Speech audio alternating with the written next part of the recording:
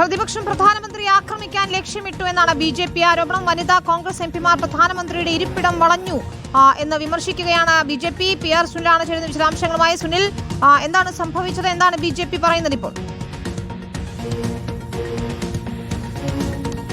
വിനീത, കഴിഞ്ഞ 12 വർഷത്തിനിടയിൽ ഇത് ആദ്യമായിട്ടാണ് പാർലമെന്റിൽ നിശ്ചയിച്ച സമയത്ത് പ്രധാനമന്ത്രിക്ക് പ്രസംഗിക്കാൻ പറ്റാതെ മടങ്ങേണ്ടി വന്നിരിക്കുന്നത്. ഏതായാലും ഇന്ന് 5 മണിക്കായിരുന്നു പ്രധാനമന്ത്രിയുടെ പ്രസംഗം ലോക്സഭയിൽ നിശ്ചയിച്ചിരുന്നത്.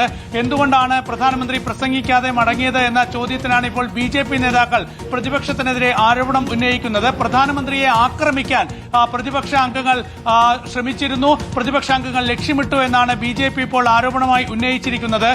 കോൺഗ്രസിന്റെ വനിതാ എംപിമാർ പ്രധാനമന്ത്രിയുടെ ഇരിപ്പിടം വളഞ്ഞുവെന്ന് ഇപ്പോൾ ബി.ജെ.പി. ആരോപണം ഉന്നയിക്കുകയാണ്. അങ്ങനെ പ്രധാനമന്ത്രിയെ ആക്രമിക്കാൻ ലക്ഷ്യമിട്ടാണ് ഇന്ന് പ്രതിപക്ഷ അംഗങ്ങൾ പാർലമെന്റിലേക്ക് വന്നത്.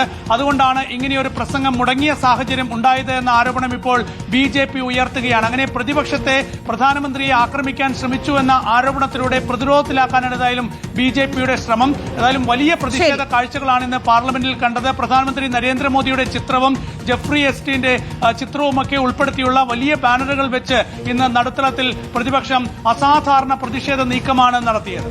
ശരി, പി.ആർ. സുനിലാണ് ദില്ലിയിൽ നിന്ന് വിശദാംശങ്ങൾ നൽകിയത്.